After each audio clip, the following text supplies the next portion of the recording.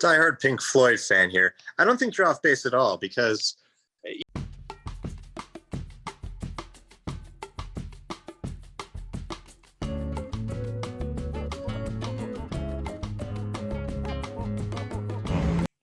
Hey, what's going on, everybody? Welcome to the Hip Dad Radio Record Listening Club. My name's Matt Kennett with Hip Dad Radio. We got Reed, we got Lauren, we got Doug, we got Luke, we got Mason, we got James, and we got Matt. We're all here. They're the Hip Dad Radio crew. We're starting this new thing off where we all picked an album this month that came out in the past 6 months and that we really liked, and we wanted to share it with each other and share it with you guys. So hopefully you guys listen to the albums along with us if you want to play along with us. Basically, we're going to go one at a time presenting our albums, and then everybody's going to give their kind of general thoughts on the albums and just kind of quickly go through them. And at the end, we're all going to pick our favorite one that wasn't our own, and we're going to tally them up and declare a winner. And if you're at home and you liked one a lot that you listen to, you can actually go onto the Hip Dad Radio website, and there should be a poll right below the video, and you can vote yourself what your favorite album was. So should be fun. We might change up the format a little bit as we go on with these from month to month, but it should be exciting. I think we should get started. Also, just so everybody knows, the link to access this poll is going to be in the description. Yep, exactly. Cool. All right. Well, should I go first? Yes, do it. I guess, yeah. Okay. All right, cool. All right, cool, guys. So this month I chose a album called Time to Melt. I actually busted out the record for this one. Time to Melt by Sam Evian. Brooklyn-based singer-songwriter kind of guy. He's been on my radar for a couple years. I've been really into him, but this is his third official album. He recently signed to Fat Possum Records, and I think he really blew it out of the water with this one. It's just it's recorded and arranged so well. I feel like he really stepped up his game in his production ways. He actually moved away from the city and went up to upstate New York to live, and he has a big studio and everything. And it's just I don't know, there's just so many good tracks on it that I think the album just flows really well. You have string arrangements and horns in it, and it just sounds so full. There's a lot going on in all the songs, but you can clearly hear all the instruments so well. And you can tell it's a guy who's just, all during quarantine, was in his studio, playing with different sounds, and he made it a consistent vibe to the whole album too at the same time. And I don't know. I also think it's really topical too. I don't know if you guys noticed the song Knock Knock. I feel has a lot of good statements. It's kind of painting this grim world that's around us right now with all the Black Lives Matter, George Floyd stuff, and then the Capitol riots. But I feel it also at the same time kind of gives a positive tone that despite people's differences that we can still get along. So it's I feel all in all it's a pretty positive album. I don't know. He's just, I think he's just super talented. I saw him live a couple years ago, and it was great. Excited to see him. He's playing in Chicago here pretty soon. So if you get your tickets, that's about it. Time to Melt. Sam Evian. Yeah, I really like this album a lot.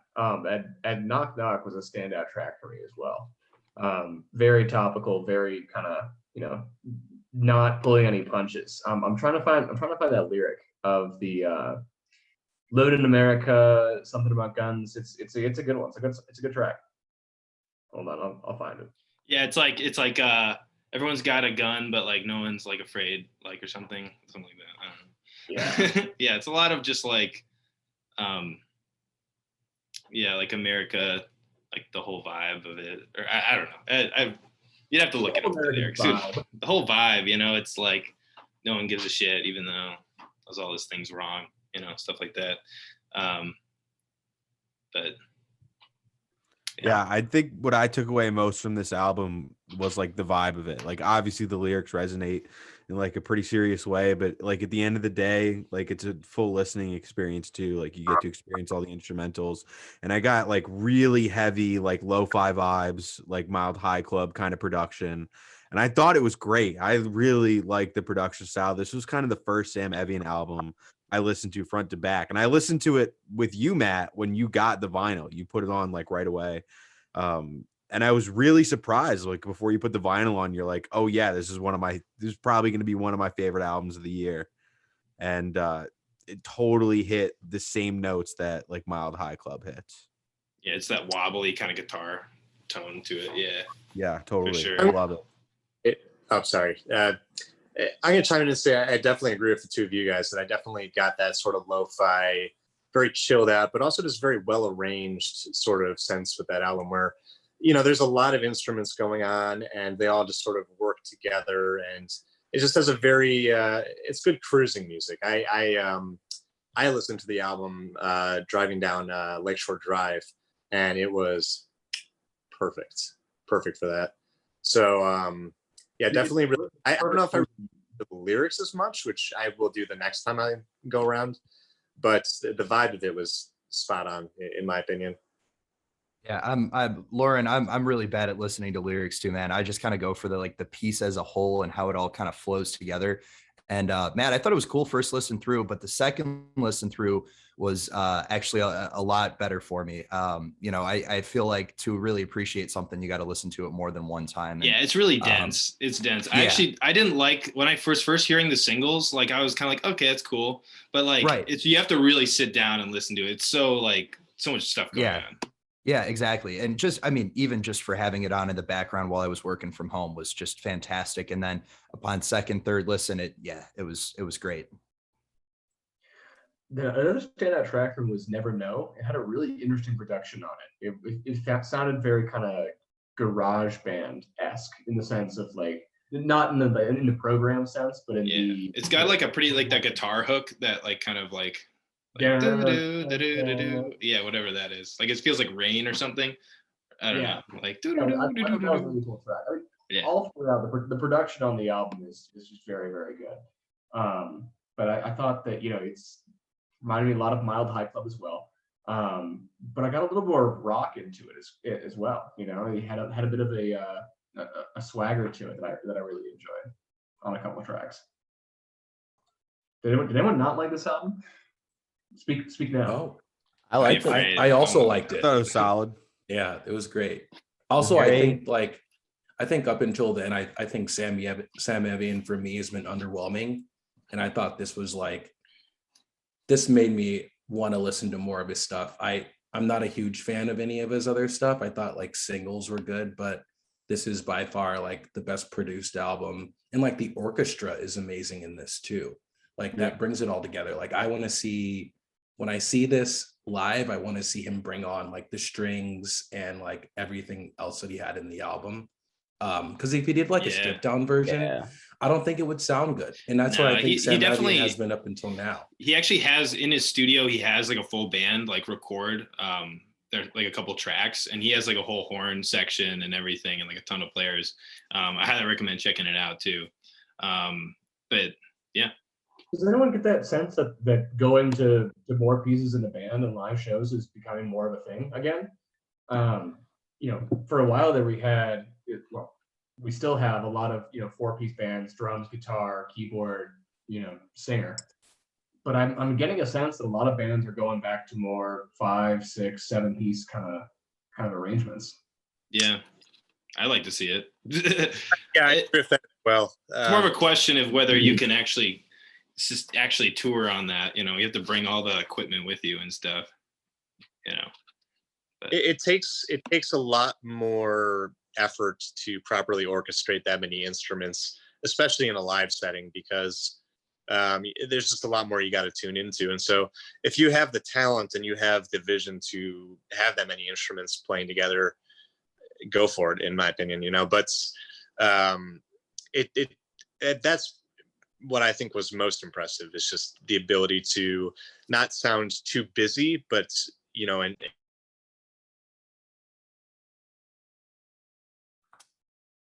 think we lost Lauren. Oh, Because things can get very busy when you have too many instruments, you know. Yeah. I feel that. Sometimes, yeah. It can be, for sure. Yeah, all right. sick album. Cool. Do you want to move on? Very cool. Yeah, hold on. Before you move on, everybody's album, I think everybody give your own album a score out of 10. What'd you think, Matt?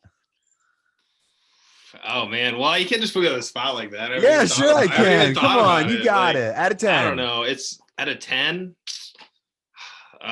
Geez, I don't know.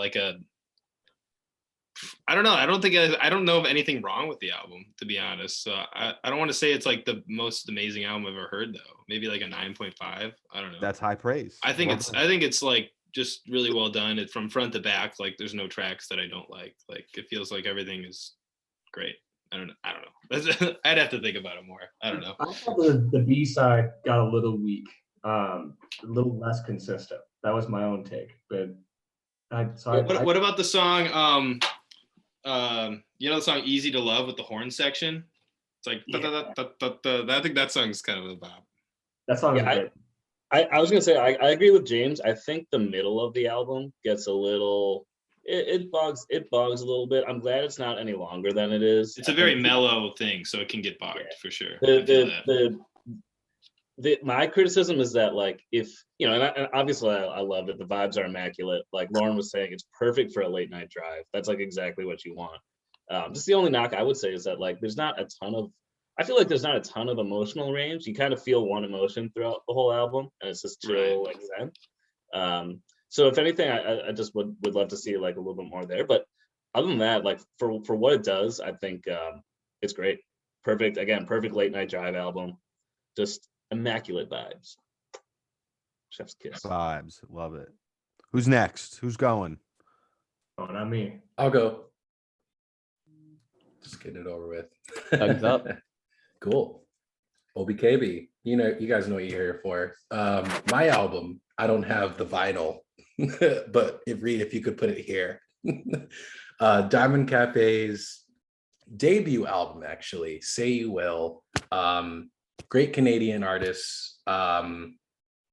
Really, really cool like stuff. Very synth wavy, very groovy, very Prince sounding. Even some disco elements as well. But I was really excited for this one because it's like his first true project. And even though he's not signed to his own label, or not signed to a label, you know, he's still putting out really great music. But yeah, I don't really have much to say about it because there's not very much about Diamond Cafe. But kind of similar to Matt, where like he, you know, really wants to see Sam Evian kind of like perform these songs.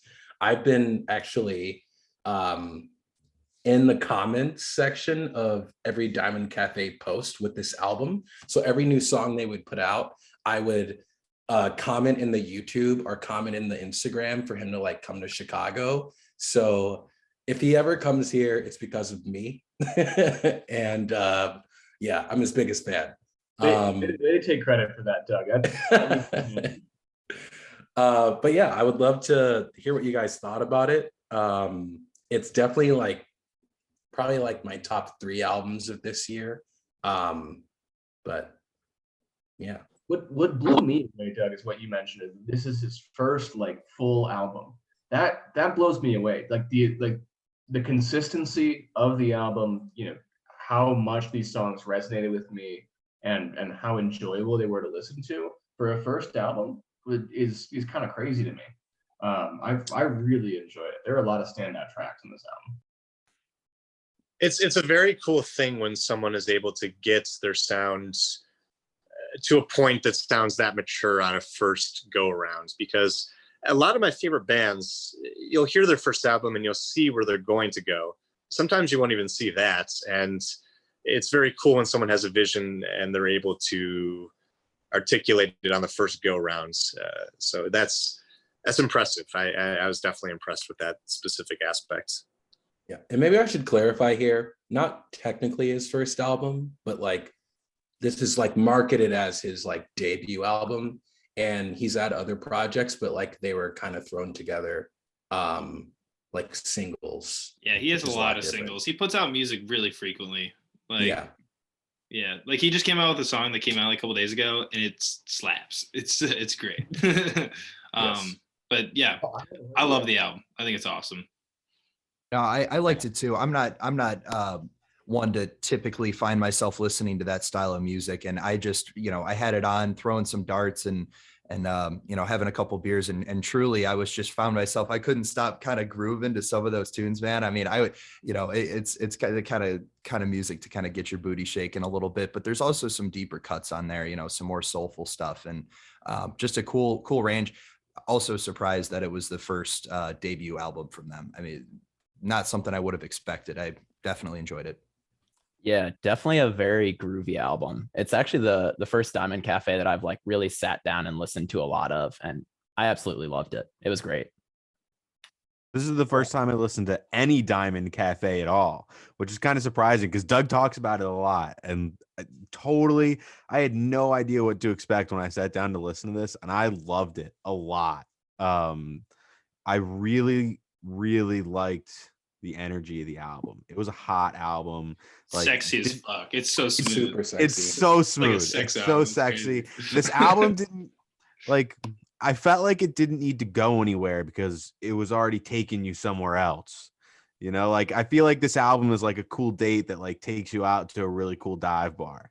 And the energy for me is like blood orange level energy on the album, which yeah. It's like blood orange and awesome because like I think he used a lot of the same production style and a lot of the same instruments he captured the same kind of energy, but in his own way. And so I think for that, I really love this album.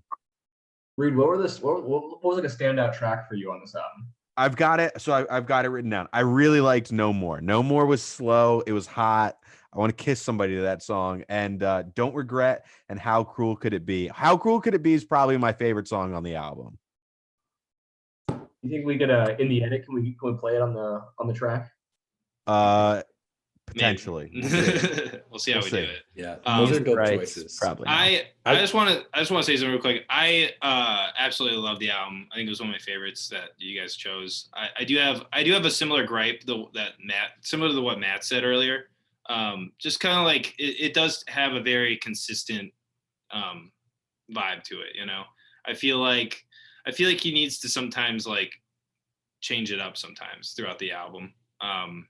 I mean, all of his songs are kind of like that too. Like we always talk around that he sounds like Prince, but like I feel like when I listen to a Prince album, like Prince is a little bit more all over the place, which I appreciate sometimes. But anyway, freaking love the album. That's all I gotta say. Yeah, excited to see what he brings in the future. I'm very excited to see what he does. I'd agree with you, Matt. Like a Prince album goes all over the place, from slow to fast to rock to soul. Diamond Cafe, very consistent, really strong in his vein, but has a very similar kind of tone throughout for sure.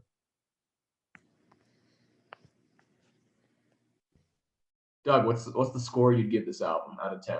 Oh yeah. An 8 out of 10. What keeps it from being a 10 for you? So kind of like what Matt was saying, like how Prince is a little bit, he took more risk. I think there's some Diamond Cafe singles out there that you guys should also go listen to, that are also really, really cool, that aren't super duper sexy sounding. But like he's jamming in those. And I think that I would love to hear more of that. Also, I want to hear more guitar. Like I think the guy can fucking shred, or whoever plays guitar for him could shred. But I want to hear like a more sick guitar solos. And it's not that it's like less riskier than Prince. I don't mind it being literally a Prince album. That's kind of what I want. Like that's like what I like. So yeah, 8 out of 10. Doug, I agree with you. I think a lot of the songs kind of like achieve the same thing. Like they unlock the same like feeling in my heart. So I would love to see his chops a little bit more. To see that guitar work come out and just kind of just kind of expand on those ideas. Obviously, it's a great album. I think it you know, the vibes are again immaculate. I'll give it another chef's kiss, like, you know, 8 chef's kisses out of 10 or whatever. But yeah, I can't wait to see this guy live too. I think it'll be great. I love his voice. I love the feel of the album. Again, it's another late night cruising album, I feel. But yeah, good stuff. Doug, you texted Luke and I a couple of weeks ago about with a video that like Diamond Cafe had posted like 3 hours before. Like you were on the cutting edge of Diamond Cafe content, and I watched that. It's a video from like the front row of one of his shows that he did right after he released this album, and the guy's got energy. I really enjoy it. I mean, he's got a bit of a mullet, which is, and like I'm not sure he can really rock it as much as somebody else. Reed, but I really enjoyed, like, he was bringing kind of energy and a funk to his show that I'm really excited to see him perform live if I can make it happen. Oh yeah, he's got great stage presence, and I think it would go really well here at the Empty Bottle. I'm just gonna suggest that to him. Or Hip Dad Radio. Have it somewhere, Yeah, somewhere closer near me. So I did believe they called this album Stunning and Atrocious, and the band would be Fleece. So a little backstory on Fleece. The way I stumbled across these fellas is they were doing a very sort of fun. They did a funny parody of Alt J, where they just sat around a room, and one of them was just sitting in the background eating rice cakes, and they're all obviously stoned out of their gourds. And so that led me to actually check out their music, and really impressed. I thought they were very musically talented, and they have 2 albums under their belts, both of which kind of remind me of like what it would be like if that sort of Beatlesque pop was pushed into sort of a more modern sound. That being said, their new album, while I did really like it, meaning like the instrumentation was impressive, the recording quality is very good, I thought it was very, the tone was very, what's the word I'm looking for? There wasn't a whole lot of variety of tone. The songs all kind of blend together a little bit. And if you're looking for that specific song, you know, if you're looking for that specific sound all the way through, it's a good listen. But personally, I was hoping for a bit more variety, and I was hoping they would show off their chops a bit more, you know, songwriting wise, because again, they're obviously talented musicians, and they're obviously very capable songwriters. So yeah, I guess I don't have a whole lot to say about it, except for that, you know, I liked it, but I wasn't blown away. Kind of a short review, I guess, but really 7 out of 10, maybe. You know, like I can't give it anything lower because, again, they're obviously very talented, and I like them, I really do. But Lauren, was it the put it in my bum guys? Yes, who said that? Oh my God, I never put that together. That video is fantastic. Because they hit the nail right on the head for that. Yeah, it's a classic video. It's a classic. Yeah. Oh, yeah. Right around when Alt J was becoming pretty big, and yeah, these guys just were screwing around, and I thought, hey, like, joking aside, these guys are pretty damn good. So yeah, that's exactly who they are. That's awesome. The best amazing parodies have real talent behind them. Very true. Yep. If you're going to do a parody, you've got to know the source material properly. And so that's why I sort of scratched my head and went, oh, wait a minute, there's a little bit more to this. So really, their third album, the one I just listened to, Stunning and Atrocious, good, very solid album. I think the album they wrote before this one,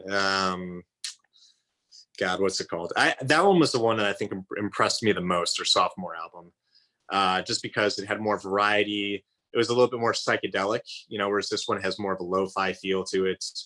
Kind of just sort of mimicking that overall sound trend that seems to be going around right now. Not that that's really a bad thing. I really like that sound, but it seems like a lot of artists are sort of going to that lo-fi, smoothed out, sort of next gen Steely Dan, you know, where like everything's just smooth cruising, and and you have to really listen to hear all the instrumentation and just all that's going on. So yeah, the one they did before this, I'd give maybe like an 8 or a 9 out of 10, quite honestly. And then this one is a 7 because it's good. It really is. But anyone else, sort of mimic that sort of thought, that Yeah, I liked it, but I definitely agree that it is very homogenous all the way through. Yeah, monotone, very homogenous. And a It's little still too great. Yeah, I liked it too, Lauren. For me, you kind of poked my nostalgia a little bit. For me, it kind of reminded me if Whitney and like old 21 Pilots kind of had a baby. It was something kind of along those lines. It was, interesting alternative indie rock kind of thing. And that had such a like heavy place for me in high school that it kind of triggered some old memories that, gave me good feelings. But I kind of echo what you're saying as far as, front to back, kind of the same sound ish, but still good in my eyes. Yeah. Lauren, I got to say, most of my time I spend listening to you talk about music is about music that is old, like at least a couple years old, sometimes like way older. And I thought it was a really interesting. I was curious what you were going to pick for something newer because I don't hear you talk about that stuff all the time. I was really impressed by this. Like I remember like listening to the first like 3 songs and I was like, whose album is this? I'm like, oh my God, this is Lauren's. I was not going to guess this at all. And I dug it. I enjoyed the whole thing. I'm totally with you though, Reed. Like Lauren always talks about older stuff. And so I also was very intrigued to see what he picked for the new stuff. And I also really enjoyed it. Upside Down was a standout track for me. I really enjoyed that song a lot. Yeah. Yeah. Well, Matt, we actually had a conversation, Matt Kennedy and I was like, are you sure it's got to be 6 months or can it be like a year or 2 years? And he's like, no, it's got to be 6 months. Yeah. And so I like that because it's pushing me to explore newer music that I wouldn't necessarily be inclined to do because there's more music in the last 30, 40, 50 years than I could listen to in my entire lifetime. I mean, for fuck's sake, I've got a 2 terabyte, 10,000 album hard drive sitting around, which by the way, if anyone wants, in on that, ask me, but please. I've got a catalog of music from the last 50, 60, 70 years that would make the Library of Congress blush. So together, let's just make that clear. I didn't put it. Yes. 2 terabytes. All right. Moving on. I do want to say my thoughts on this. I really liked it. I have heard the album that you were talking about, Lauren, their one before this, because I remember you told me about this band before. Yeah. And I don't know. I was actually I kind of thought a little bit differently than you. I think I was probably liked it as much as the one that I heard before. I was pretty impressed with this one. I don't know. I thought the vocals were actually really interesting on the album, and it actually kind of reminded me of the band Fat Night a little bit when I was listening to it. Not like in a way, not like it's so clear, but like certain elements of it. But yeah, I thought it was a really cool album. I was pretty impressed. Yeah, Lauren, I really like this album. I think you're giving it, you're undercutting it a little bit. Honestly, I thought that. Little harsh. Pretty dynamic. I come on, it's good, Lauren. I actually felt a lot of different emotions listening to this album. I really liked the guitar work. It was easy listening at the same time, but then it got upbeat. I'm gonna be coming back to this one a lot. I really like Losing Time. That was my favorite song on this one. I wrote that down in my notes. It was just a great another go around because well, Lauren didn't listen to it until he picked this album and not listening to it first. That's funny. Them as a band, so I had a feeling that it was going to be quality because I know they're a quality band. So it was a gamble. I just decided, you know what, fuck it, we're gonna go with this album. I know it's gonna be good. So I think maybe if I listened to it another time, some of the nuance of it would probably stick out more, and I'd probably bump it up maybe from a 7 to an 8. But at the moment, I think 7 is sort of where I sit, just because of the sort of homogenous nature of it. Again, the instrumentation and quality of it is very good. They're very quality bands, and I like their personality as a group as well. They've got a lot of really funny sort of, they're characters for sure if you ever check out their stuff. But yeah, I mean, it's definitely a good album. I definitely enjoyed it. So yeah, it was great. Listen to it again. wanna, I didn't like it the first time I listened to it. I also didn't realize that I heard one of these singles like a few months ago. But yeah, listen to it again. I think you'll like it more. You'll appreciate it more. Also, Matt, I understand what you mean by the Fat Night reference. They compose their songs in a really similar way. The instrumentation. I don't know what exactly it is. It just like I was just thinking about that today. Thought I'd say it. Sounds interesting. So all this talk about having listened to it again to appreciate it, or really unusual instrumentation has got me thinking about. It's got me itching to talk about my album. Can I do that right now? Oh, please do, James. Yeah. Okay. Please do. So the album I pick is, as you guys know, the listeners might not, is Hiatus Kaiyote's Mood Valiant. If you haven't listened to Hiatus Kaiyote before, they're this Australian. Check me on this. So I was looking for descriptions of this album to kind of like get little gems to talk about, and a couple of articles said this was R&B. Does that match you guys? I would call not at all. Not in the Doug, slightest. just There's call it elements. Neo Soul There's in the chat. elements. That's what I like. That that's a little late. Or neo soul. Yeah, I think it's more than just neo soul though. I think it's like jazz. I think it's jazz, neo soul elements. There's Definitely a lot of like interesting, like anyway. Go on. You go on. No, there's so much interesting stuff on this album. We were talking about a lot of the albums that we've been talking about have been, the criticism has been, it sounds very same throughout, very consistent. This album was kind of all over the place for me. Totally goes from everything from kind of harder, more rocky kind of jazz to neo soul, very kind of slow, very methodical, to these really intricate, beautiful harmonies. I love this album, and the reason I picked it was because I wanted to give everybody something that you had to listen to at least twice before you could actually like enjoy it. This is not an easy listening album by any means. Would love to hear your guys' thoughts. I don't think twice is enough for me. I think it might take a few more for me. Truly, this was the first listen was I'll be honest, maybe a little tough for me. Second listen, maybe a little bit better. For me, a lot of what music is time and place, right? When do I want to listen to this album? Where do I want to be when I'm listening to it, right? For me, I couldn't really put a time or place on it. I was listening to it and I'm like, well, maybe I can off the top of my head, but maybe not something I'd share on stream with all our lovely viewers. But I would, I will keep trying for you, James. I trust your judgment enough. We've talked enough music. I know that your head's in the right place on this, and I'll give it another shot. But for me, it took a few. Yeah, it took a few. I'm really a high fan for sure, and I'm going to mirror what you're saying though, which is that sometimes when you have albums that are, a little bit, I don't want to say harder listening because, I tend to gravitate towards things that you have to really sink your teeth into. So, but I will say that it's when you have things that are more easy listening to, you can pinpoint a time and a place that you want to listen to it, that will match, like, say, a specific mood that you're feeling or the kind of day you're having.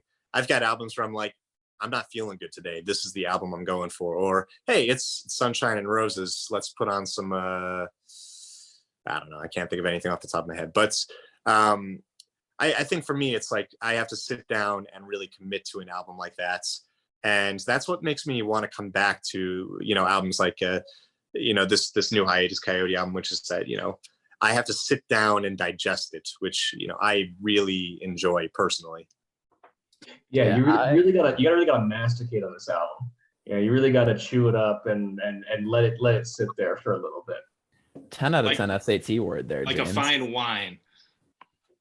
I absolutely loved this album. Loved it since it came out. I will say, my only complaint is I think my favorite Hiatus Kaiyote is when they're at their faster pace. Like Chivalry is Not Dead is probably my favorite song on the album. And I do wish there was just a bit more of that kind of high energy stuff, but even the slow songs like Sparkle Tape Breakup and Red Room are amazing. So not too much to complain about there at all. Yeah, And We Go Gentle was actually my most played song on Spotify this year. Oh. And I totally agree with you that I love like Molasses and By Fire on earlier Hiatus Kaiyote albums. They are fantastic. And we got a lot more sort of soulful, reminiscent stuff on this album. And a lot of that I think is actually due to the fact that Nai Palm, the lead singer, she was diagnosed with breast cancer, like as they started to create this album, which is why it took so long to come out. She had to go through treatment before actually, recording the album. So it's got a lot of really reminiscent, nostalgic feel to it. I had no idea. That's wild. Wow. I gotta say, James, I think typically we can agree on music, and unfortunately, this is not one of those times. I had a really hard time with this album, not gonna lie. Like, I hate to say it, but I feel the same way about this band that I do about Bruno Mars. Really talented, but I just don't like their music. I don't think it's just the album. I think it's everybody. And I think it's because their music is so hard to digest, but I think that defeats the purpose of the genre of music they play. Like, I want jazz and neo soul to be easy. I just want to be able to sit down and feel it. I don't want to have to listen and digest and like understand, why somebody might want sounds to go somewhere, say a certain thing. Like, I want to relax. I want it to be in the background, and I want it to enhance the way that I'm feeling in the moment. I think for that, this album just did not hit for me. See, it's interesting to say that because like jazz can take on two very I'm not going to try to say that jazz fits into two specific genres, but like in my mind, there's digestible jazz, and then there's your beans of jazz, which might give you a little gas on the way down. Where you have to like. Did that make any sense, or is it just fucking weird? But like I didn't understand a fucking thing you just said, but I don't know what that meant. I'll take your word on it.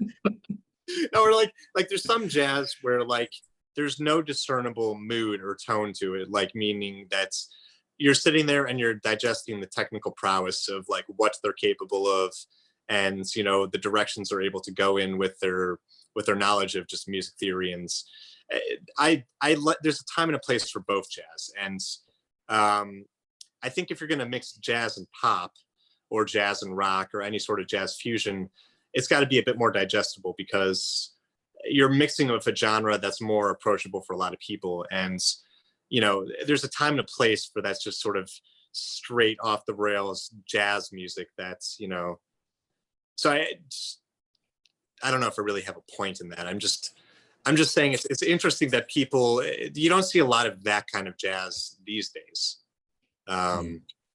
No, you don't. And I think it's that kind of unapproachability that kind of brings the album score for me down overall.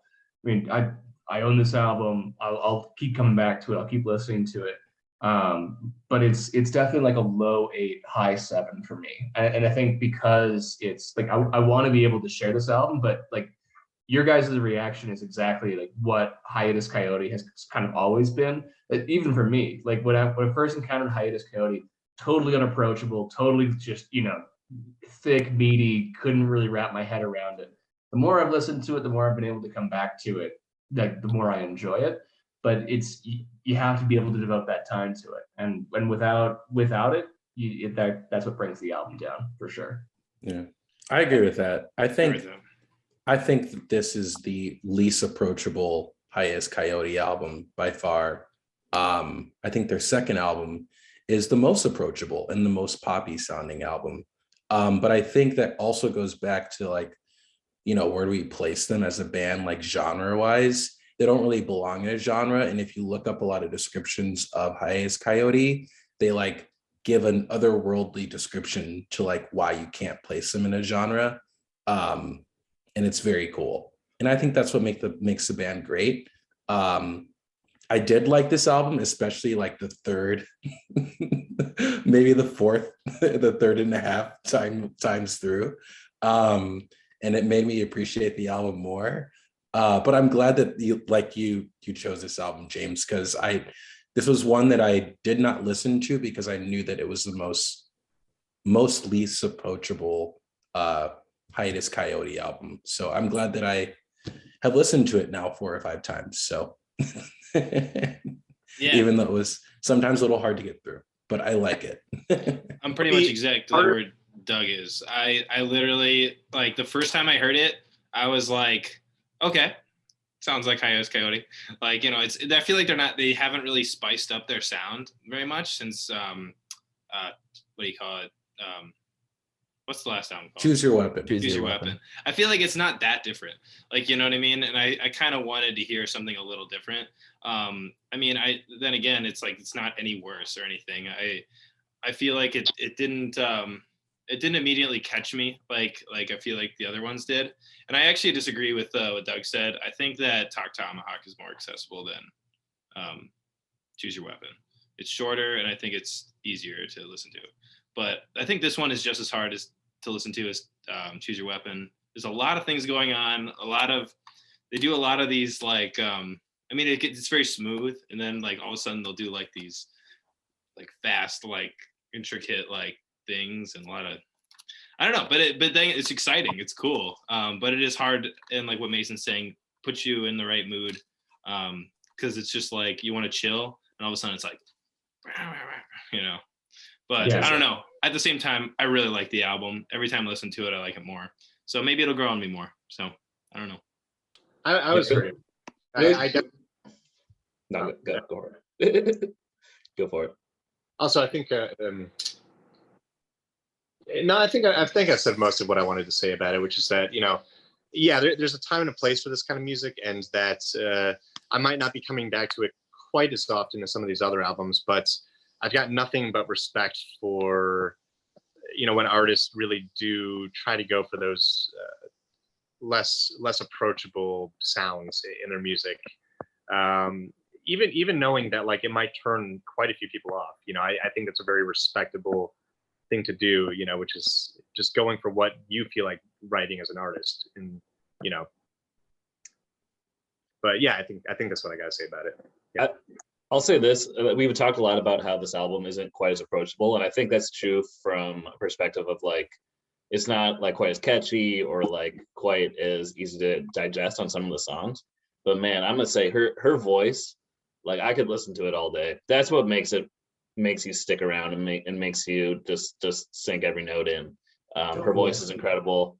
It you know, you can't teach that. You just got to be born with it, and just appreciating that is a really great entranceway into digesting this and sitting down with this album and listening to it over and over again. So I don't know her name. I don't know Hiatus Kaiyote very well, but I'm just gonna call her Miss Kaiyote. She's got a place in my heart forever. That's a very good point.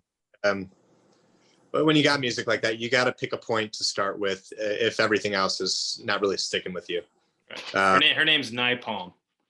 Oh, okay, Napalm. Yeah, her voice is cool ass name. You know what I'm saying?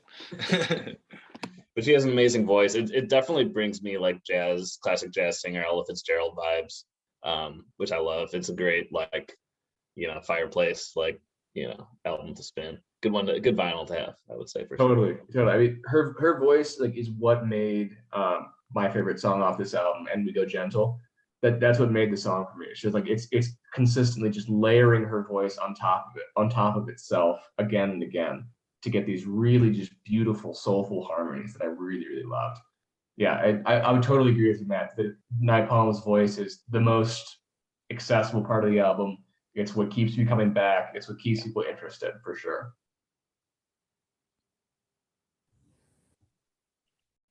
All right.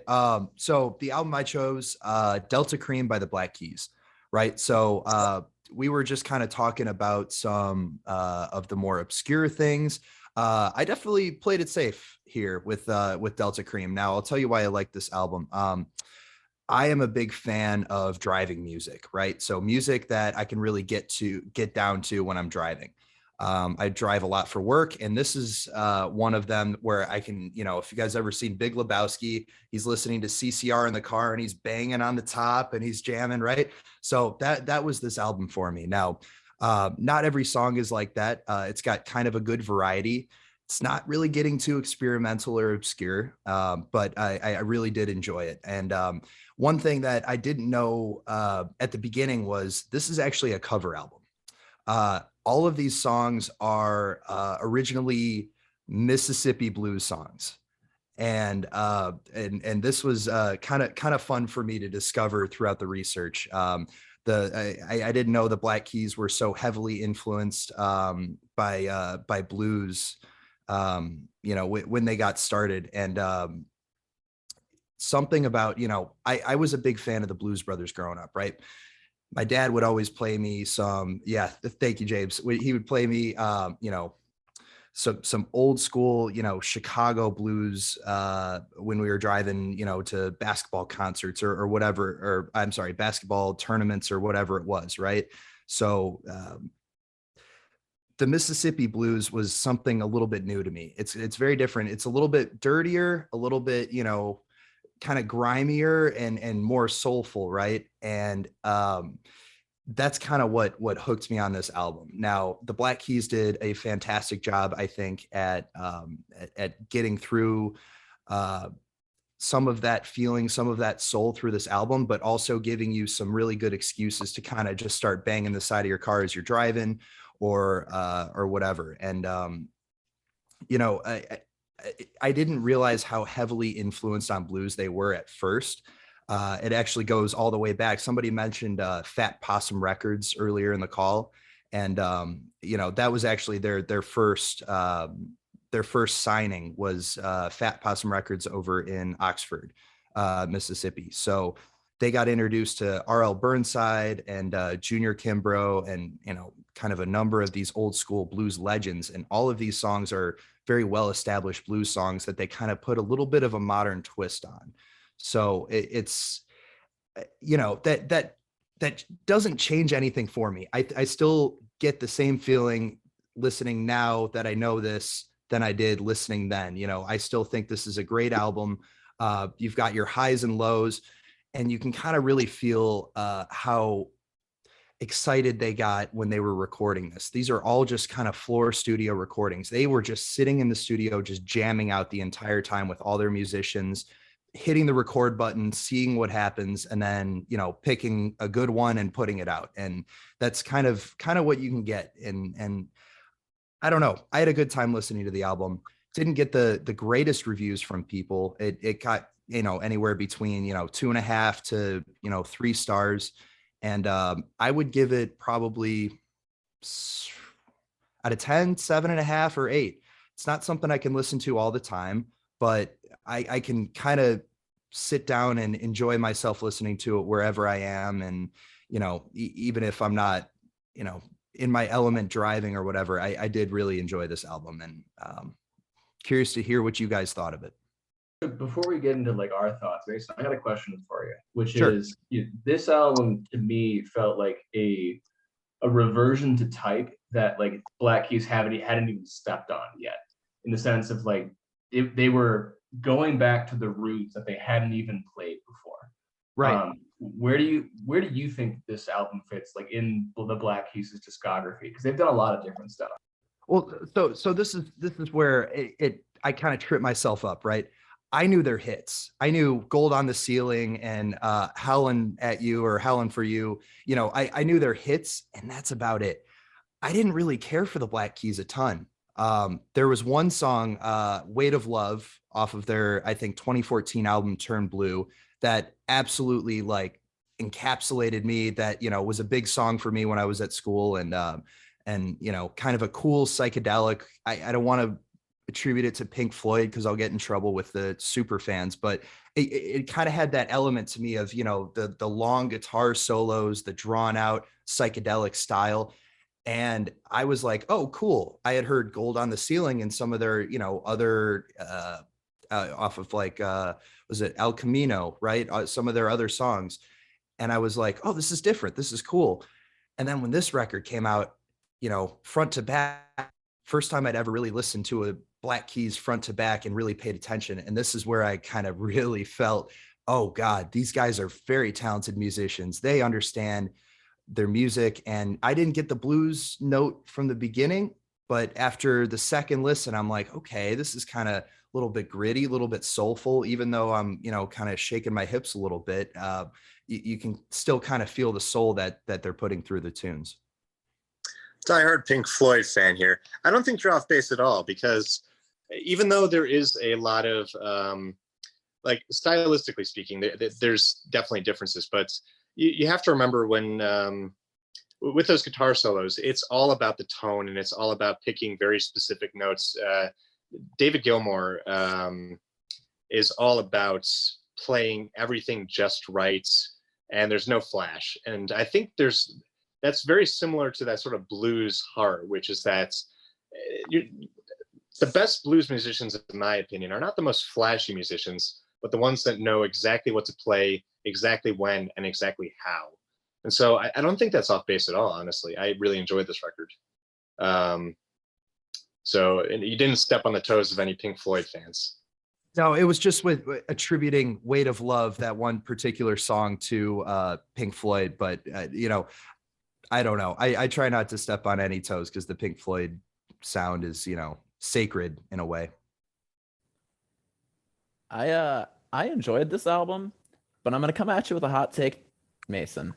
Please. I think it sounds exactly the same as all Black Keys except for Turn Blue.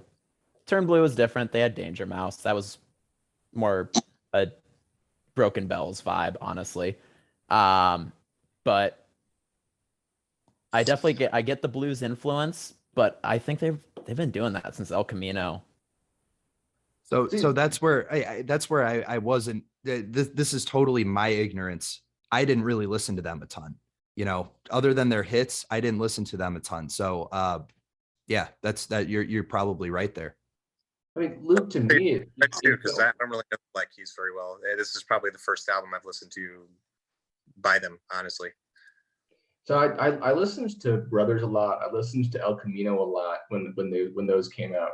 Luke, I think what you're touching on is the fact that like they're really, in this album, to me, really paying homage to the influences that made those first few albums. Like, Black Keys has been blues rock through and through the whole way, even on Turn Blue, which took kind of a more of a psychedelic turn.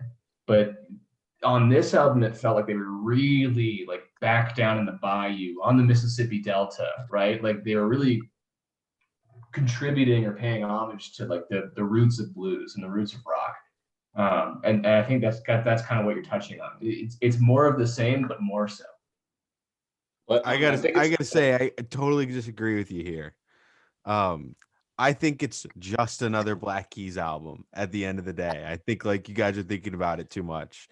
I think if you just listen to the album, like get the vibe, get the feel, get the instrumentals, like I think it's influence, sure, but like to me, the Black Keys have been the Black Keys and nothing else since I heard them first.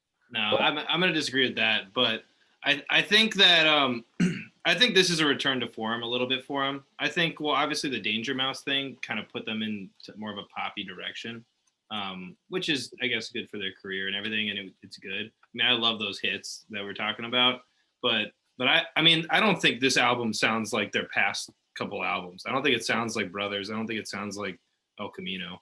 I think it sounds more like their first like 3 albums. But I think something that we're yeah. Oh yeah, sorry.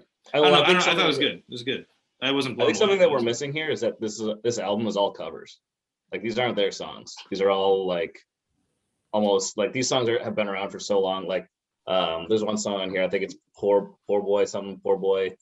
Oh my god. Yeah, Poor Boy, Long Way From Home.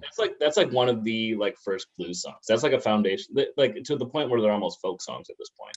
But I think so real quick. So what they're doing is they're like taking these songs and then just like putting their sound on them, which makes it which is good, which is fine. It's like what they do, and it's a good tribute to like their roots. My problem with it is that like these songs have been played a lot, and I just think there's better versions out there. Like Howlin' Wolf does some of these songs just like incredibly, and it's hard to kind of compare. But you know, it puts the Black Keys have been a great modern blues band and have brought a lot of exposure to the genre and keep people coming back. So I think it's a good, fun album. I just don't think it's like changing the world. I don't think it's trying to do that either, though. So I don't think it is either. No, yeah, you're right. And I think what James was saying was dead on. You know, they're paying homage to where their initial influences came. And for me, Matt, you mentioned, you know, Poor Boy, Long Way From Home. That's probably my second favorite album on the record, or song on the record, right? That's one. And for me, again, I'm very weird when it comes to music. You know, I can get down with some of the more introspective, you know, really get me in my feels and just challenge me. But I also really get down to just, you know, kind of the booty shaking, knee slapping, you know, hits like that. And I had never heard any of the originals before. So I was a blues novice and a Black Keys novice. And going into this, I was blown away just as an ignorant little boy. I think it's great that you like. I mean, if it's the first time you heard them, then I mean, like, that's great. I don't think you have to hear the originals. I mean, you should go listen to the originals if you want to. But like, yeah, if this is the first time you're hearing them, then heck yeah, then that's cool. Well, that's the best part is it introduced me to those originals, and now I know to go listen to R.L. Burnside and Junior Kimbrough and Big Joe Williams and Mississippi Frank. Whatever his name is, right? You know, that just kind of paved the way for some more music for me. So I'm Black Keys novice, but definitely not a blues novice. I think the challenge in covering blues is that there's not a massive amount of room for there's not a massive amount of room for interpretation in that it's a very, I don't want to say it's a simple style, but it's very straightforward. There's not a lot of direction you can go in when you're doing covers. So you have to have the right feel and you have to have the right grit. And so I appreciate this album because it's putting forth it's putting forth a style that I think is sadly dying away. But at the same time, there are people that have done it a lot better.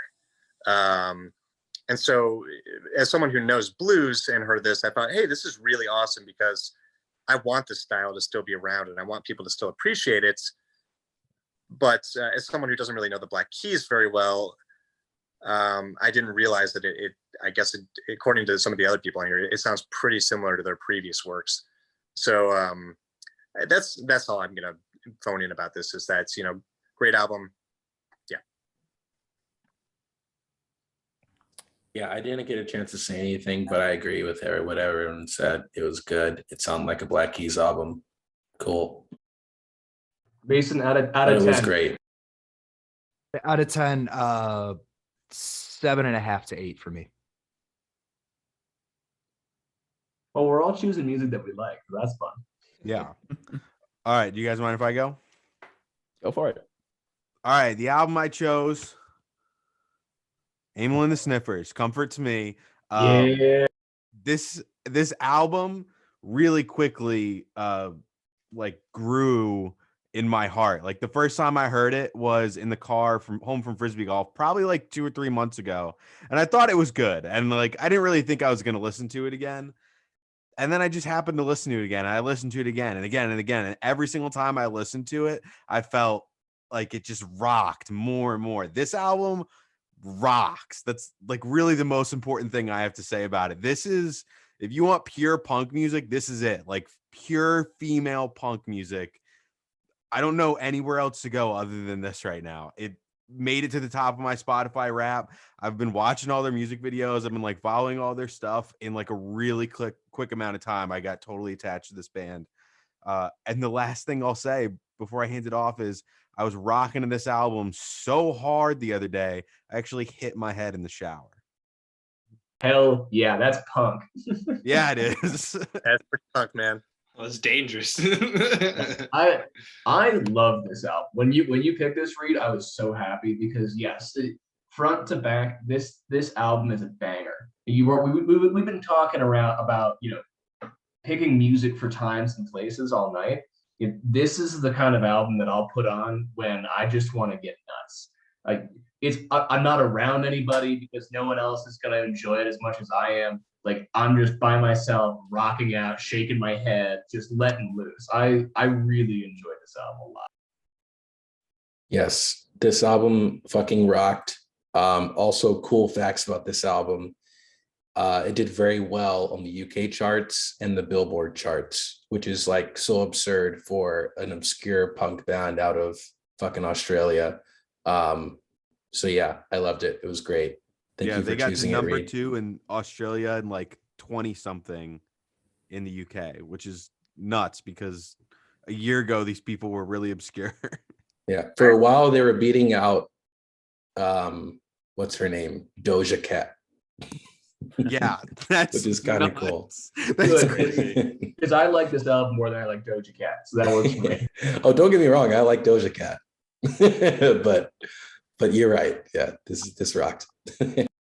What stood out for me, like again, seconding what everybody else said, like the tone and just the feel and the emotions is just great. It's just, you know, rock and you know, anger and frustration. But I really liked the lyrics. I thought the lyrics were like really personal and just went along really well with the tone of the music and just the way that she's saying them, you know, in that punk non-melodic style, just like really comes off as almost abrasive, but like not quite, but like really portrays that emotion of just anger. And like there's so many songs about like social issues and about women's rights and about just like all the fucked up, you know, things going on in the world that like it just like really communicated that message really well.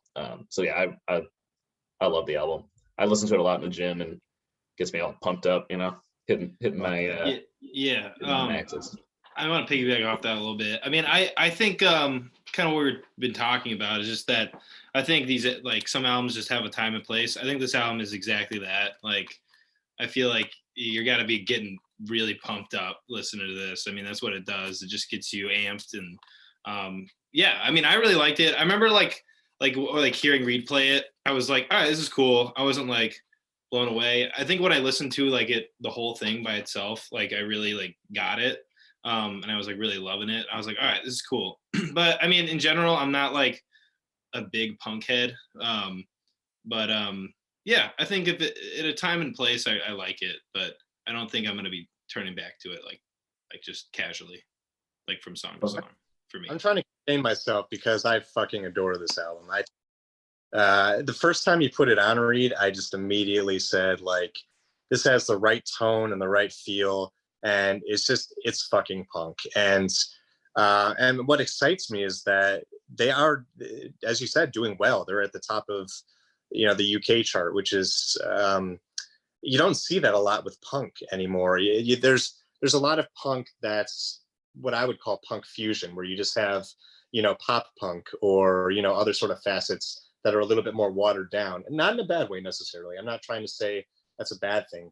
I just really appreciate pure punk that has the right tone and the right attitude. And that's all I'm going to say about it. Is I just thought it fucking rocked. Really good album. Yeah, man. First time I put it on, I was driving to a customer for work, and I'm new to my job. I haven't had a lot of sales meetings, so I was trying to get myself hyped up. Perfect time and place. I was pounding, I was headbanging. I was probably the most dangerous driver on the road that day. I had about 45 minutes to get there, and it was just ideal. So yeah, thanks for sharing that. Punk is back. You walk in the meeting, you're sweaty, your collar's Yeah. all messed up. My voice is gone. Yeah. How's it going? Yeah, exactly.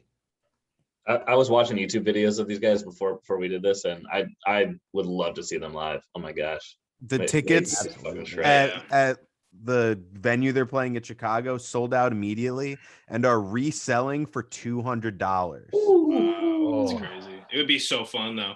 It would be so fun. I think this for me, like hearing this live would do it so much more for me. Like I think that would be a better environment for me to hear it personally. But they're posting videos on YouTube of like their live shows, and they're playing fucking huge sold out venues. It's really impressive. And I don't know if anybody else knew this, but King Gizzard was the band that like picked him up and like helped him get on tour and like get a good booking agent. And they brought him on for GizFest. Is that what the thing they have out in Australia? That was like one of their big bands that like they were supposed to have on before COVID, I guess. And I think this album kind of just got delayed a little bit, but like totally piggybacking off of the success of King Gizzard too. And there Yeah. are other bands that have reached a level of success that I didn't think was possible for that kind of music. So it makes me really, really, really happy to see both of these bands being successful and not having to compromise their sound or their message or their attitude one iota. So that's really cool. I didn't know that at all about them, that they were piggybacking under King Gizzard. That's cool. With all that said, I've got really nothing much to add, just that I loved this album and fantastic choice, Reed. Thank you. I do have one more thing to say before I give my final number. Is I have really high hopes for the legacy of this album too. You know, I think like just like style, there's some musics that kind of go in and out of cycle, and to see something this punk like hit the chart so high kind of makes sense given the times that we're living in right now. You know, like there's a lot of instability in the world, and there's a lot of angst, and there's a lot of people that are angry at a lot of people right now. And I think punk as a genre, specifically female singers, I hope like really grow off of the success of this album. Hell yeah. There's a lot of fuck you energy in this album. It's really Big relevant fuck you energy. to what's going on in the world. And it's just, yeah, it's great. Yeah. That being said, final score 9.5. It's up. It could make my top #1 album of the year. Ooh. Yeah. Ooh. Big words. Who's next? So that leaves Jet and me, I think, right? Yeah. Take it away, Luke. All right. So my album was, again, I don't have the vinyl, so JEPEGMAFIA's LP. We'll get it in editing. Let me get my notes real quick. We'll get it in post. We'll get it in post. So yeah, JEPEGMAFIA's LP, his first album in a little bit since All My Heroes Are Cornballs, which came out back in like fall of 2019. I really love this record. It is, I think, probably his most accessible album because he doesn't do as much of the sort of industrial kind of like very gritty songs that you get in some of like All My Heroes Are Cornballs and in Veteran. There's actually 2 versions of the album, and I didn't do a good job of informing everyone of that. I just figured everyone would go to Spotify anyways, and that's fine. But he does have a offline version on Bandcamp. You can name your own price for it, throw him some money for it if you like the album. The offline, the Bandcamp version is more true to his actual vision for it. It sounds like there was a lot of spats with the record label and licensing for samples and stuff. So the streaming services version, 6 knees, Lauren. Bless you. The streaming services version is like missing a couple songs and in like a slightly different order, which is a little strange. But overall, great album. It's got some really catchy songs like Hazard Duty Pay and Dirty. My favorite song is probably Sick, Tired, Nervous, and Broke, or I think it's like some variation of that name on streaming. There's this strange kind of wailing sample in the background of that I just love. It has a fantastic Batman Beyond reference where he like mentions him being Bruce Wayne and everyone else is Terry McGinnis or something like that. Ghost of Ranking Dread is another top song for me because it's got TK Maizda's vocals on the chorus, and they're just very haunting and ethereal, and I eat that shit up. And he's also got a Britney Spears cover is probably not the right word for it, but interpolation, I guess, on Thoughts Prayer. And yeah, I love it. I'm really curious what everyone else thought of it because it's definitely a bit of a more out there choice as far as hip hop artists go. So with that, I'll turn it to you guys. It might be my favorite hip hop album of this year. I really did enjoy Tyler's new album, but I've listened to this album more, and like Luke said, the Bandcamp version is like 20 times better than the streaming version. But I just love this album. There's so many gospel references in here. Yeah, it's fucking amazing. It's really, really good. If you guys haven't had a chance to listen to the Bandcamp version, listen to that. Fuck the Spotify version. So I haven't had a chance to listen to the Bandcamp version yet. I didn't even know that that version existed, and that feels like such a shame to me that what the artist wanted has to be like relegated to like a secondary is not the right word because Bandcamp is different than Spotify, but it's the fact that you have to put it on a different platform to get it how you want it. That's such a shame because it means that a ton of people, myself included, like aren't going to listen to the version that the artist wanted. And from what you guys are saying is the version that's just sort of more complete. That kind of stinks. Yeah, it's definitely a shame. It sounded like he was trying to escape his contract with this record label, and so he just had to give them some version of it that they accepted, and then he made his own. And yeah, it's a bummer. I don't love having two versions of any album because I'd rather just have the artist's true vision, but c'est la vie. I gotta say, I obviously was really stunned when Doug made that statement. And that's because I didn't know I had to listen to the Bandcamp version. I'm really upset because I had a lot of really bad things to say about this album. And now, like, I don't know what to think because there were some songs that I really, really liked. And if you told me that this was an EP and not a full album, I would have thought it was a great EP. And I've got to go and listen to the Bandcamp because Doug, for you to say that is like, that's no joke. Yes. And it stands. Thank you. I got to go listen to that version now. Listen, Reed, here's what I got to say. Dish, bitch. Say what you want to say. Listen, the songs that were on Spotify that I didn't like didn't sound complete. It sounded like something was missing, and now I literally know something was missing. So I don't want to talk bad about it. I need to listen to it. I like really want to give this a full shot now. Reed, I'm right there with you, man. Like, I love JEPEGMAFIA. I got introduced to him actually only this year. So I'm a recent fan, and I really love kind of how obscure and how experimental he can kind of get. And listening through this album, it definitely was that in a way.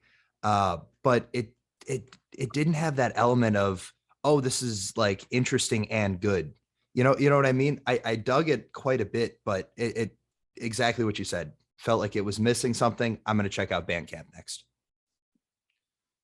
Yeah, I'm the same way. I'm not kind of like in that hip hop rap, circle very much, but from what I've like listened to, it definitely sounded very unique, like and very experimental. And I was like very like intrigued. I was like, wow, like he's really like doing his own thing. I felt, and I really respect that. So yeah, my vibe. I gotta check out the Bandcamp version, I guess. So. Yeah, me too. I listened to this on Spotify, and I did really like it. I'm not very familiar with JEPEGMAFIA at all, but kind of the thing that hit me about this was the album felt very chaotic, not like in a bad way, but in the sense that like just his range and the different genres and the different themes and emotions that he would touch on was huge. It was like a huge range of all those things, and a lot of the songs would like pivot to like a different emotion or like a different feeling like really quickly, and like it was like a little jarring at points, but at other times it was just like, wow, like okay, this is like keeping me interested. It's keeping me listening. So I definitely need to listen to the Bandcamp version as well, but I liked it. I liked even the Spotify version too. Yeah, I don't know if I really have anything more eloquent to say that hasn't already been said. I'm kind of the same as Matt, where my experience with hip hop is pretty limited, and unfortunately, I didn't listen to the Bandcamp version either. So I enjoyed it, and I definitely am going to mirror what a lot of people said on here, which is that there were a few songs that didn't feel quite as complete as I would have liked personally, but I can't give it a full review because it sounds like the Bandcamp version is far superior. So that's my 2 cents. I enjoyed it though. I'll for closing thoughts, or did anyone not get a chance? I had one more quick thing to say. Please. I don't know if you guys looked at your YouTube Wrapped. But I looked at mine, and the Bald remix was my third most watched video this year, which is the last song on the album. And I think that's like a really fucking good song. So like, I just want to highlight that. I want to make sure anybody listening to this, like at the very least, if you're not interested in rap or hip hop, go listen to that song and watch the video. It's really fucking good. It's a great song. It is great. Also, that song actually isn't on the Bandcamp version, so it's a totally different. It's a totally different album. For a loop here. You just have to listen to the Bandcamp version. It's way superior. I'll for my closing thoughts, I'll admit I've barely listened to the streaming version, so I wasn't aware that there was that big of a disparity between it. Definitely recommend the Bandcamp version if you feel like it.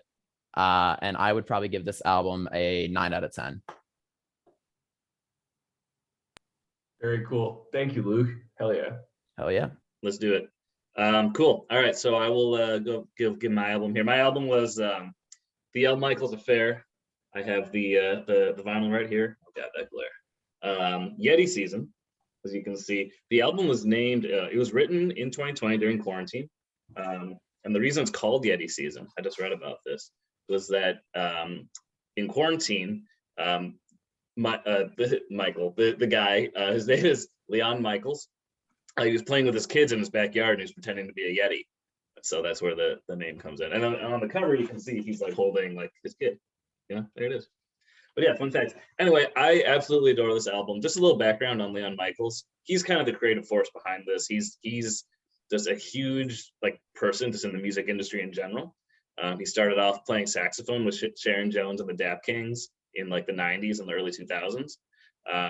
And then was noticed by Raekwon of Wu-Tang Clan, and then ended up touring with Wu-Tang Clan and members of Wu-Tang Clan for a while, and just became like one of the go-to studio session musicians for Raekwon. He founded his own record label. He has produced albums for Jay-Z, J Dilla, and he gets sampled a ton by these rappers, Jay-Z, J Cole, Travis Scott, Ghostface, all sample him. He also wrote a song for Adele on Adele's 19.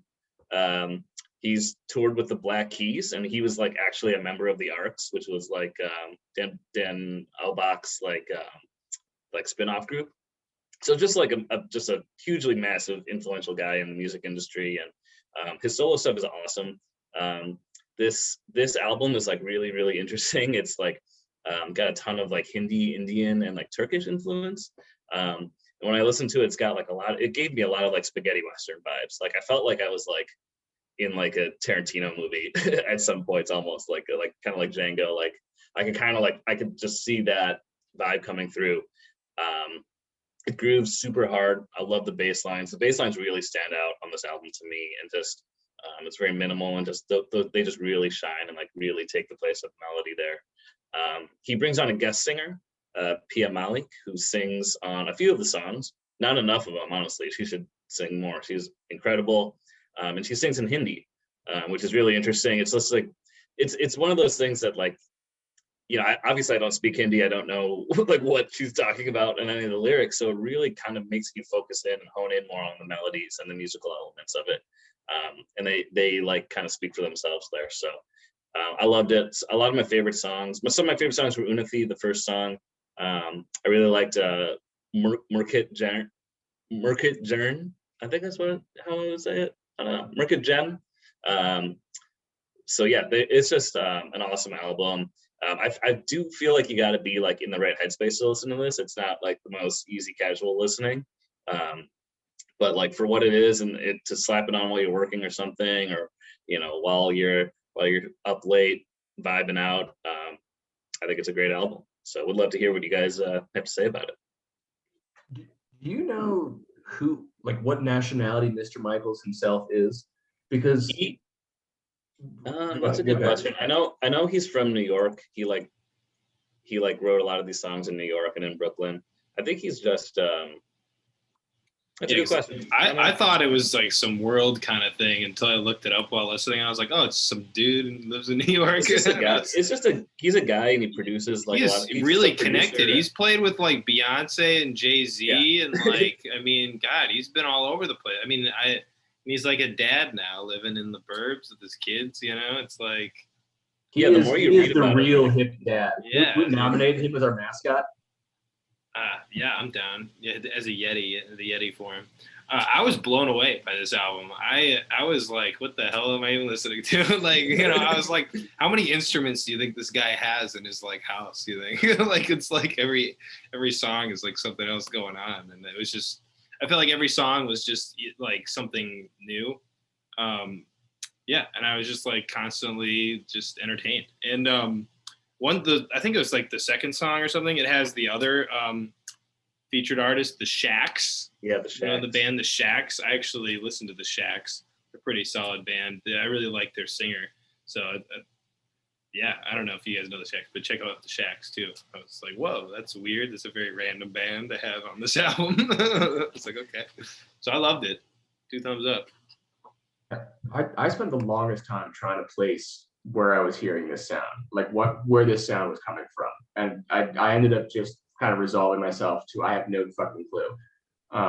But Turkish and Hindi totally fits. I really enjoyed it. Some of my favorite albums of all time are the ones that I would consider, you know, generally non-classifiable, and I'd say this one definitely fit into that. And it's funny hearing that from you about the bass lines, because I mean, hey, as a bass player here, that is the first thing that stuck with me, is just they have a very, very talented bass player. Is that him, by the way, Jet, playing the bass? Or You know, I'm not sure. Let me. I I don't know don't think the anybody person. knows for sure. You know, it's one of those Very- facts that you just can't Google or can't look up.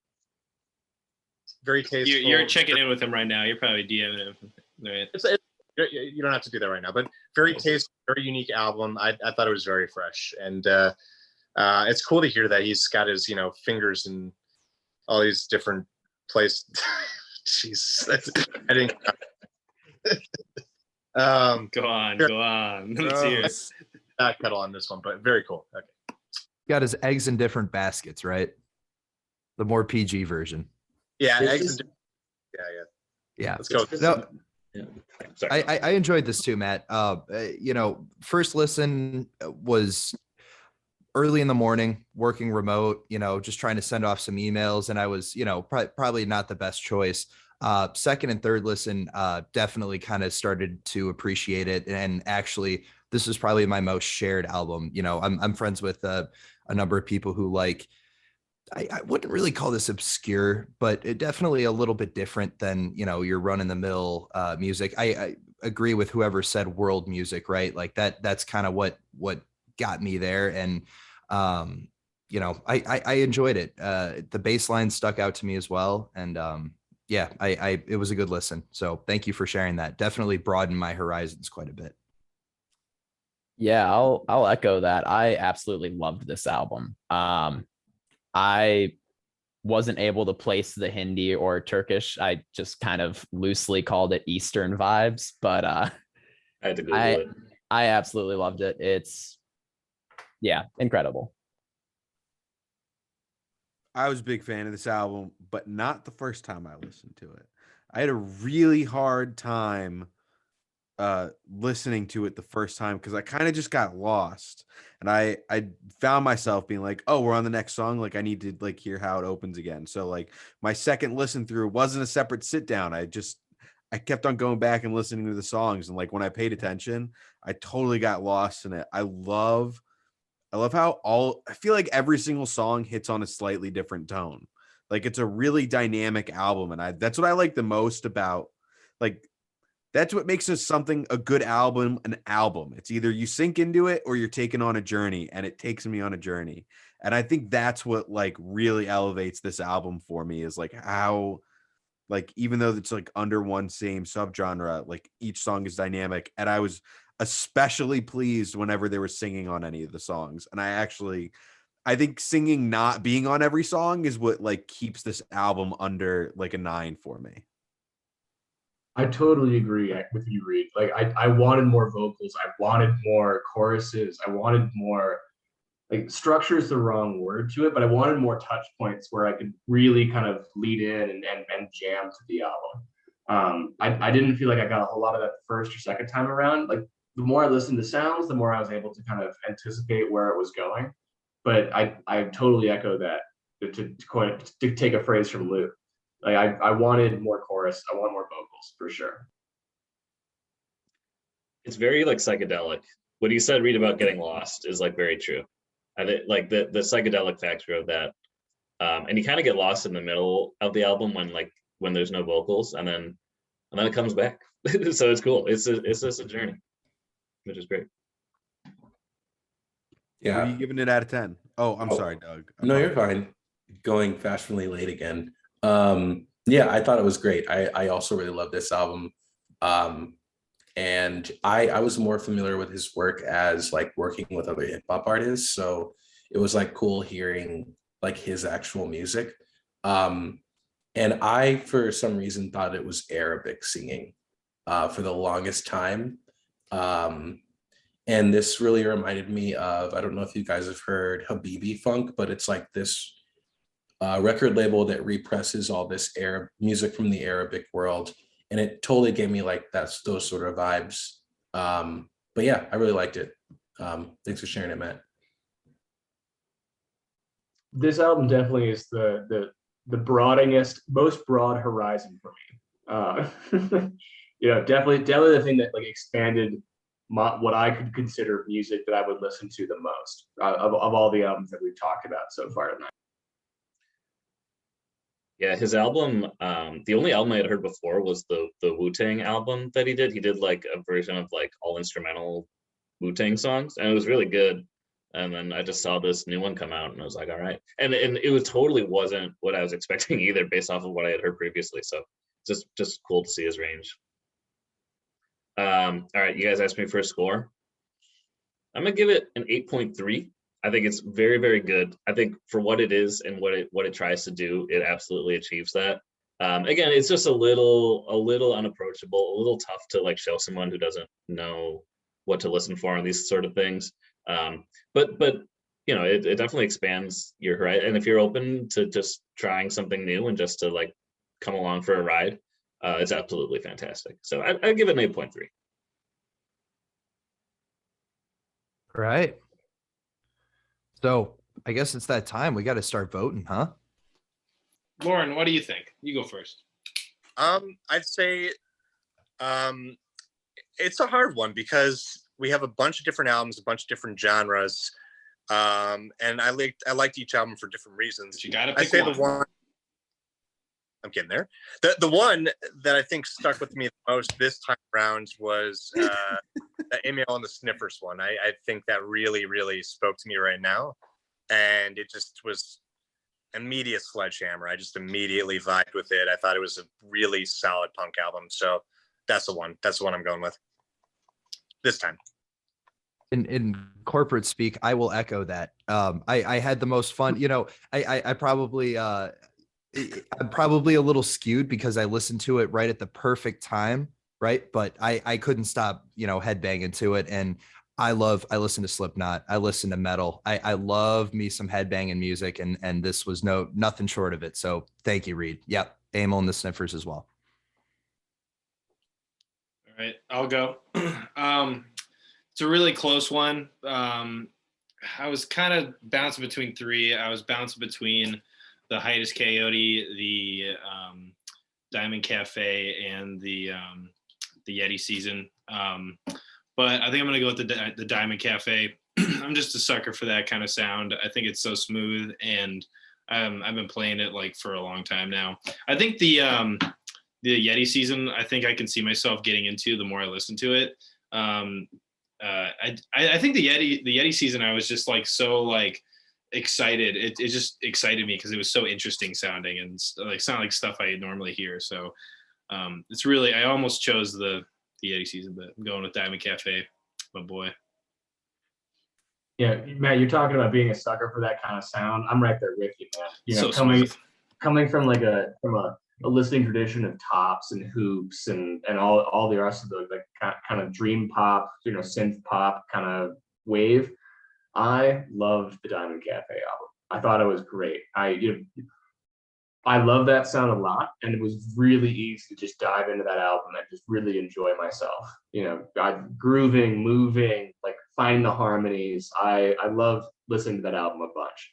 Runner up for me, I think, would also be the Yeti album. I think like I could go back and listen to that and keep listening to it and keep going back and keep finding new things. And I think that's the sign of a really strong album for me, is when you can find new stuff that you really enjoy on your third, fourth, fifth listen. Yeah, Diamond Cafe really stood out for me. I think sometimes there are just albums that you can feel, and this is one of those albums. Like you can listen to it with your ears and your heart, and it's nice, and your hips and your booty. It's a hot album. All More right? body Like, parts, name them. all the body parts, shins, kneecaps, elbows, 256 bones, man. and you Every can move them single all. one. And you can move them all to this album, and that's why I Oh did. yeah, damn straight. I guess I'll go. For me, it's a tough choice between the Amyl and the Sniffers album and the Yeti season. I'm gonna go with the Yeti season as my favorite, actually. Partly because I'd heard the Amyl and the Sniffers album a few times, and I was just really excited to have something that new with Yeti season. Yeah, it blew me away. So that's definitely my vote. I'll go next. For me, it's so all these albums are great, and they all like really do something different. They all like achieve different moods and hit different buttons. So it's really hard to pick. I think for me, it's between the Diamond Cafe album and the Amyl and the Sniffers album. If I'm going number one, though, I think I'm going to go Diamond Cafe, just because it hits a couple more. Amyl and the Sniffers just hits one button really, really hard, and I love it. But sometimes I like to hit other buttons too. So I'm going to go Diamond Cafe for my top one. And pray tell, what button does that hit for you, Matt? I think we all know what button it hits. I think we all know up here in the old mind noggin. Well, last again here. Also, I love that description of hitting the button over and over again. It's a tough one for me too. It's between Amy and the Sniffers and actually the JEPEGMAFIA album, because I've just listened to that album a lot. It's really unfortunate that people didn't get a chance to listen to the right version of the album, because the other one shouldn't exist. But I think I'm gonna go with Amy and the Sniffers. Amyl. Yeah, I just love. I'm glad that punk is back, and I'm glad that it's this band that's doing it. Because we need more Flightless Records, artists to like just crush it. So, yeah. That whole label's doing something right, man. Yeah, let's all go to GizFest. They are. I want to give honorable mention too to feel like we forgot about this, but the Sam Evian one is also great. That's coming high too. I really like that one. Definitely. Sam Evian was runner up. I didn't mention it, but I think that would be 2, and then number 1 would be the Amyl and the Sniffers. All right, cool. All right, well, tallied them all up. Diamond Cafe is our winner for December. Congrats, Doug. You have the best taste in music. Congrats. pretty amazing. And runner up was the Amyl and the Sniffers, and then we have 1 vote for the Yeti season. And if you guys want to vote, it'll be below this video on our website, hipdad.cool, or you can look underneath on our YouTube page. It'll be in the description, the link to our website to vote. So yeah, that's a wrap, guys, and join us next time for January. And also, please like and subscribe. It's a huge help. Yes, please do. Yes, and comment and tell your friends, tell your mom, tell your dad. Tell your dad especially. Tell your dad. Tell your dad. Tell your dad. Tell your dad. Tell us what you think in the comments too. If we're just totally off on something, let us know. Yeah. If you don't get it, your dad will. Exactly.